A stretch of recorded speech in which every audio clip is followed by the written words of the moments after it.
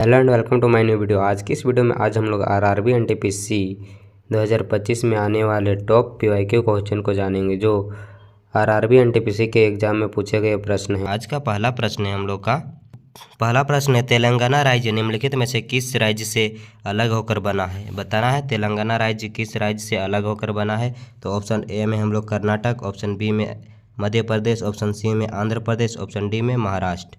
तो इसका correct answer हो जाएगा हम लोग का option number C, Andhra Pradesh. Telangana Andhra Pradesh से अलग होकर बना है। Option number C is a correct answer. फिर अगला प्रश्न हम लोग का, मुख्यमंत्री की अनुपस्थिति में केंद्र शासित प्रदेशों का प्रभारी निम्नलिखित में से कौन होता है? बताना है मुख्यमंत्री की अनुपस्थिति में केंद्र शासित प्रदेशों का प्रभारी कौन होता है। ऑप्शन ए में है उपराज्यपाल, ऑप्शन बी में प्रधानमंत्री, ऑप्शन सी में राष्ट्रपति, ऑप्शन डी में भारत का मुख्य न्यायाधीश। तो इसका करेक्ट आंसर हो जाएगा हम लोग का ऑप्शन नंबर ए, उपराज्यपाल। मुख्यमंत्री की अनुपस्थिति में केंद्र शासित प्रदेशों का प्रभारी राज्यपाल होता है। Option A is correct answer हो जाएगा। फिर अगला प्रश्न हम लोग का, महाराष्ट्र और गुजरात राज्यों का गठन ब्लैंक स्पेस में हुआ था। बताना है महाराष्ट्र और गुजरात राज्यों का गठन कब हुआ था। तो ऑप्शन ए में हम लोग का 1960, ऑप्शन बी में 1961, ऑप्शन सी में 1962, ऑप्शन डी में 1959। तो इसका करेक्ट आंसर हो जाएगा हम लोग का ऑप्शन नंबर ए, 1960। महाराष्ट्र और गुजरात राज्यों का गठन 1960 ईस्वी में हुआ था। Option number A is a correct answer.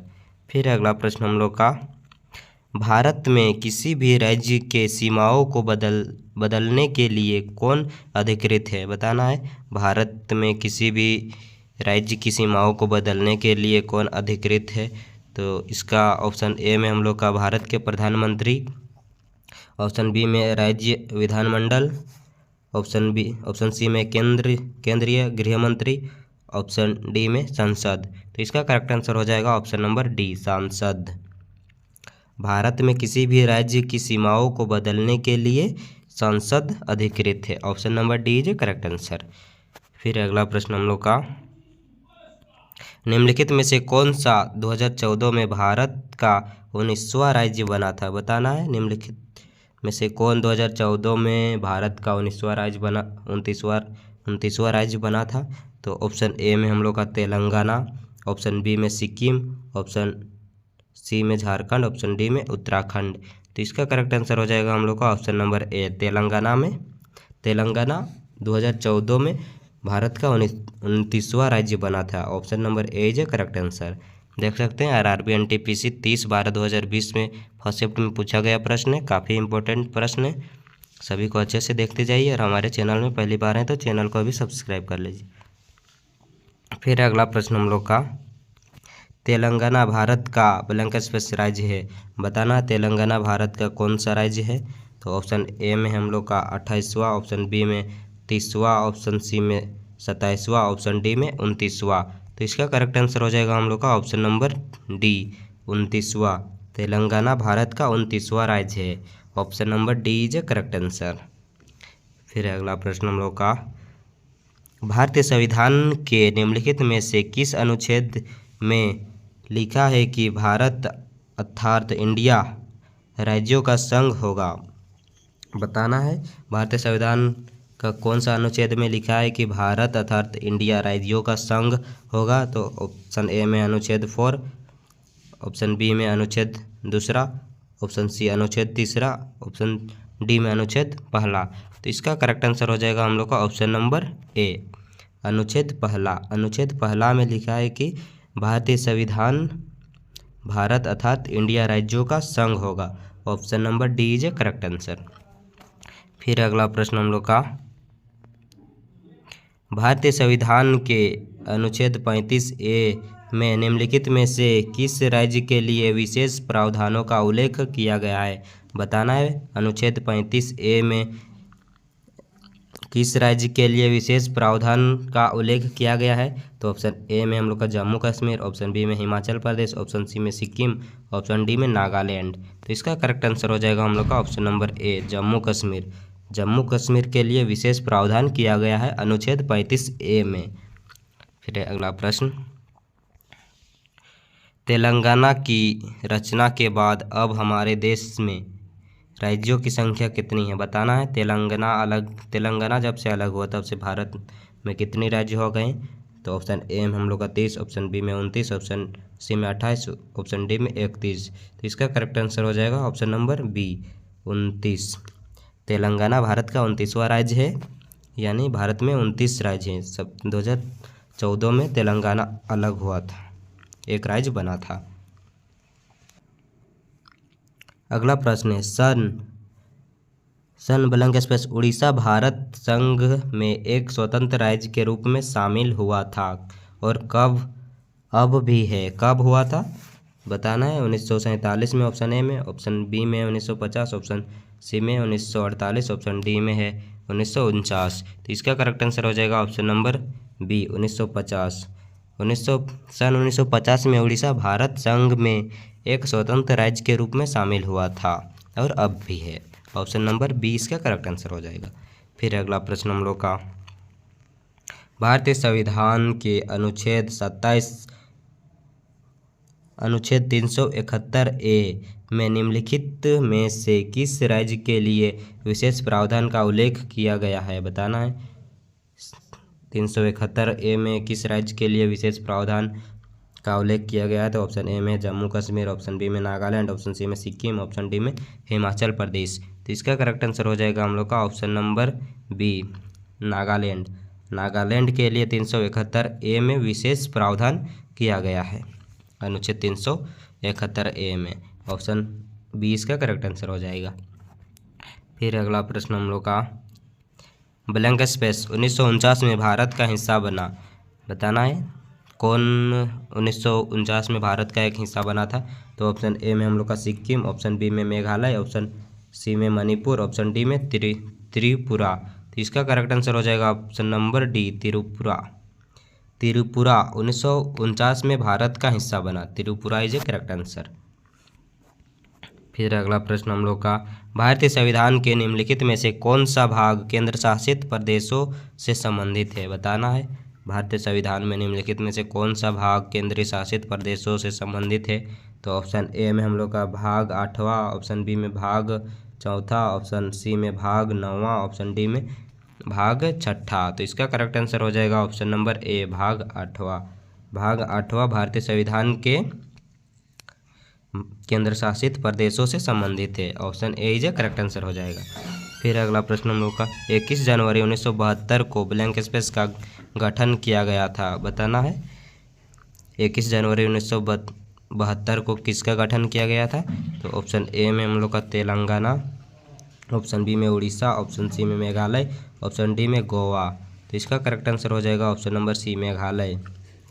21 जनवरी 1972 को मेघालय का गठन किया गया था।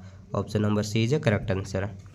फिर अगला प्रश्न हम लोग का, निम्नलिखित में से कौन सा राज्य हाल ही में बनाया गया है बताना है। कौन सा राज्य हाल ही में बनाया गया है?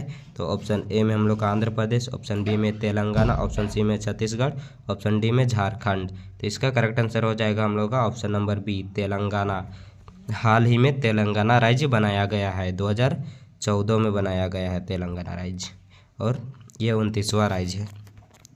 फिर अगला प्रश्न हम लोग का, एक भौगोलिक और राजनीतिक इकाई के रूप में तेलंगाना 2 जून 2014 को ब्लैंक स्पेस और भारत संघ के सबसे छोटे राज्य के रूप में बनाया गया था। तो ये कौन सा था? 28वें या 30वें या 27वें या 29वें? तो इसका करेक्ट आंसर हो जाएगा 29वें इज ए करेक्ट आंसर। 2 जून 2014 को 29वें और भारत संघ के सबसे छोटे राज्य के रूप में बनाया गया था। ऑप्शन नंबर डी इसका करेक्ट आंसर हो जाएगा।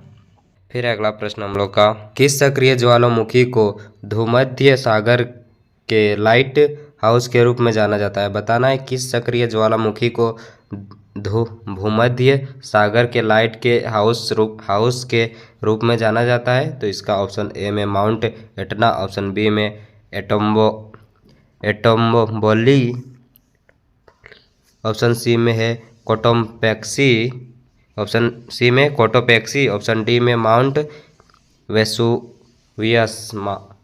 Mount Vesuvius. तो इसका राइट आंसर हो जाएगा हम लोग का option number B, Stromboli is correct answer. Option B is right answer.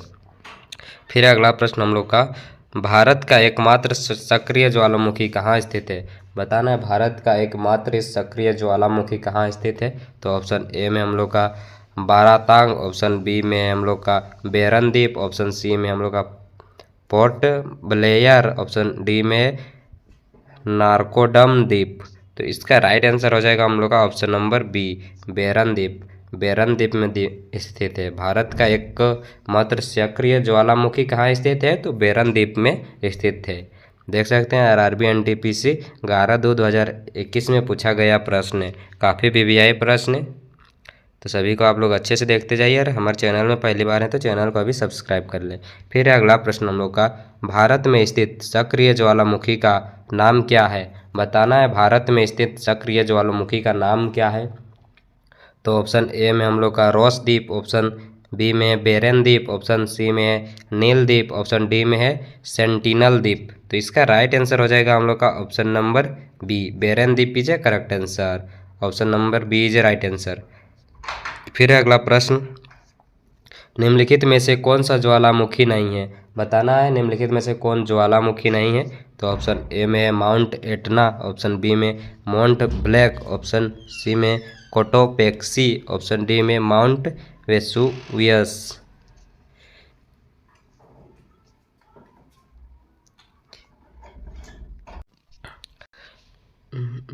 इसका करेक्ट आंसर हो जाएगा option number B, Mount Black is a correct answer. फिर अगला प्रश्न, निम्नलिखित विकल्पों में से कौन सा ज्वालामुखी पर्वत का एक उदाहरण है? बताना है इनमें से कौन ज्वालामुखी का एक उदाहरण है। तो ऑप्शन ए में है अपलाचियन, ऑप्शन बी में हिमालय, ऑप्शन सी में यूराल, ऑप्शन डी में फुजियामा। तो इसका करेक्ट आंसर हो जाएगा हम लोग का option number D, Fujiyama is a correct answer. Option D is right answer. अगला प्रश्न है, इनमें से कौन पृथ्वी पर उपस्थित सबसे बड़ा ज्वालामुखी है? बताना है कौन सबसे बड़ा ज्वालामुखी है। तो ऑप्शन ए में है Ojos del Salado, option B में माउंट वेसुवियस, ऑप्शन सी में टेमो मैसिफ, ऑप्शन डी में मोना। तो इसका राइट आंसर हो जाएगा ऑप्शन नंबर सी, टेमो मोसिफ पृथ्वी पर उपस्थित सबसे बड़ा ज्वालामुखी है। Option number C is correct answer. फिर अगला प्रश्न, नाइटी ईस्ट रिज जो एक अंत समुद्री ज्वालामुखी रिज है, कौन से महासागर में स्थित है? तो ये ऑप्शन नंबर सी, हिंद महासागर में स्थित है। ऑप्शन नंबर सी इसका करेक्ट आंसर हो जाएगा। फिर अगला प्रश्न, ब्लैंक स्पेस टापू भारत का एकमात्र सक्रिय ज्वालामुखी है। ब्लैंक स्पेस में क्या भराएगा बताना है। तो ऑप्शन ए में बेरन, ऑप्शन बी में ओएस्टर रॉक, ऑप्शन सी में है वाइपर, ऑप्शन डी में है हेवलॉक। तो इसका राइट आंसर हो जाएगा ऑप्शन नंबर ए, बेरन। बेरन टापू भारत का एकमात्र सक्रिय ज्वालामुखी है। Option number A is a correct answer. फिर अगला प्रश्न, माउंट सेंट हेलेना द्वीप सक्रिय ज्वालामुखी स्थित है, कहाँ स्थित है? तो ऑप्शन ए में है जापान, ऑप्शन बी में भारत, ऑप्शन सी में संयुक्त राज्य अमेरिका, ऑप्शन डी में है चिली। तो इसका राइट आंसर हो जाएगा ऑप्शन नंबर सी, संयुक्त राज्य अमेरिका। माउंट सेंट हेलेना द्वीप सक्रिय ज्वालामुखी संयुक्त राज्य अमेरिका में स्थित है। फिर अगला प्रश्न, सिक्किम कब भारत का एक राज्य बना था? बताना है सिक्किम कब भारत का एक राज्य बना था। तो ऑप्शन ए में हम लोग का 1975, ऑप्शन बी में 1973, ऑप्शन सी में 1972, ऑप्शन डी में 1950। तो इसका करेक्ट आंसर हो जाएगा 1975। 1975 is a correct answer. Sikkim 1975 में भारत का एक राज्य बना था। ऑप्शन नंबर ए इसका करेक्ट आंसर हो जाएगा। फिर अगला प्रश्न हम लोग का, किस वर्ष गोवा को महाराष्ट्र के साथ विलय करने का विकल्प दिया गया था? बताना है किस वर्ष गोवा को महाराष्ट्र के साथ विलय करने का विकल्प दिया गया था, यानी गोवा को महाराष्ट्र के साथ मिलाने का विकल्प का किस वर्ष दिया गया था। तो ऑप्शन ए में हम लोग का 1963, ऑप्शन बी में 1967, ऑप्शन सी में 1959, ऑप्शन डी में 1958। तो इसका करेक्ट आंसर हो जाएगा हम लोग का ऑप्शन नंबर बी 1967 को। 1967 में गोवा को महाराष्ट्र के साथ मिलाने का विकल्प दिया गया था। ऑप्शन नंबर बी इसका करेक्ट आंसर हो जाएगा जी। अगला प्रश्न है अनुच्छेद एवं अनुसूचिया से संघ सूची, राज्य सूची और समवर्ती सूची भारतीय संविधान की किस अनुसूची में शामिल है? बताना है। संघ सूची, राज्य सूची और समवर्ती सूची भारत के संविधान की किस अनुसूची में शामिल है? तो ऑप्शन ए में हम लोग का 12वीं अनुसूची, ऑप्शन बी में 7वीं अनुसूची, ऑप्शन सी में 8वीं अनुसूची, ऑप्शन डी में 10वीं अनुसूची। तो इसका करेक्ट आंसर हो जाएगा ऑप्शन नंबर बी 7वीं अनुसूची। 7वीं अनुसूची में संघ सूची, राज्य सूची और समवर्ती सूची भारतीय संविधान के अनुच्छेद में शामिल किया गया है। ऑप्शन बी इसका करेक्ट आंसर हो जाएगा। फिर अगला प्रश्न हम लोग का भारतीय संविधान की निम्न में से किस अनुसूची में 22 भाषाओं का उल्लेख है? बताना है। भारत का संविधान में कौन सा अनुसूची में 22 भाषाओं का अनुच्छेद है? तो ऑप्शन ए में हम लोग का 4वीं अनुसूची, ऑप्शन बी में 3री अनुसूची, ऑप्शन सी में 8वीं अनुसूची, ऑप्शन डी में 5वीं अनुसूची। तो इसका करेक्ट आंसर हो जाएगा हम लोग का ऑप्शन नंबर सी यानी 8वीं अनुसूची। भारतीय संविधान में 8वीं अनुसूची में 22 भाषाओं का उल्लेख किया गया है। Option number C is a correct answer. फिर अगला प्रश्न हम लोग का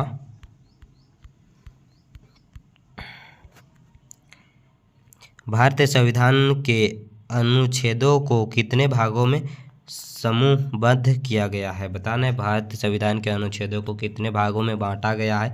तो ऑप्शन ए में हम लोग का 12, ऑप्शन बी में 22, ऑप्शन सी में 395, ऑप्शन डी में 8। तो इसका करेक्ट आंसर हो जाएगा ऑप्शन नंबर बी यानी 22। भारतीय संविधान के अनुच्छेदों को 22 भागों में बांटा गया है।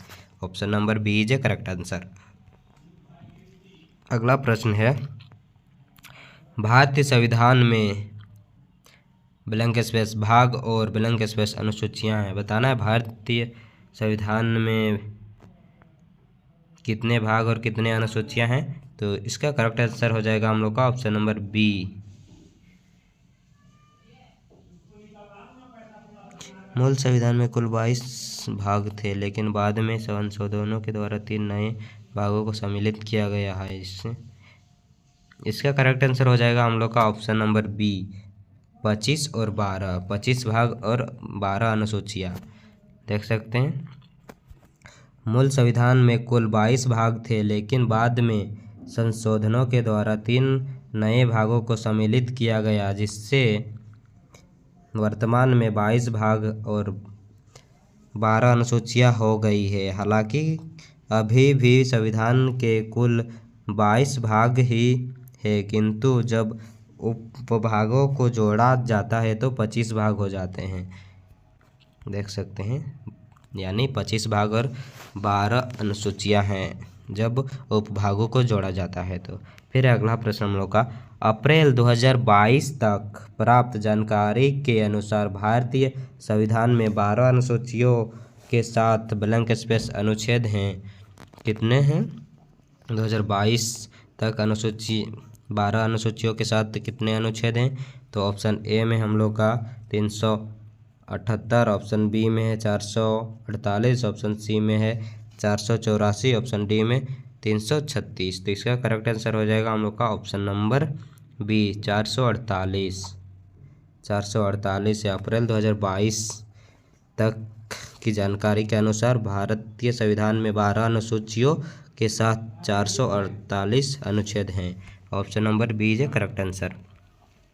फिर अगला प्रश्न हम लोग का संविधान में केंद्र और राज्यों के बीच शक्तियों के विभाजन को ब्लैंक स्पेस सूचियों के रूप में दर्शाया गया है। कितने सूचियों के रूप में दर्शाया गया है? तो ऑप्शन सी यानी 3 सूचियों के रूप में दर्शाया गया है। इसका सी करेक्ट आंसर हो जाएगा 3।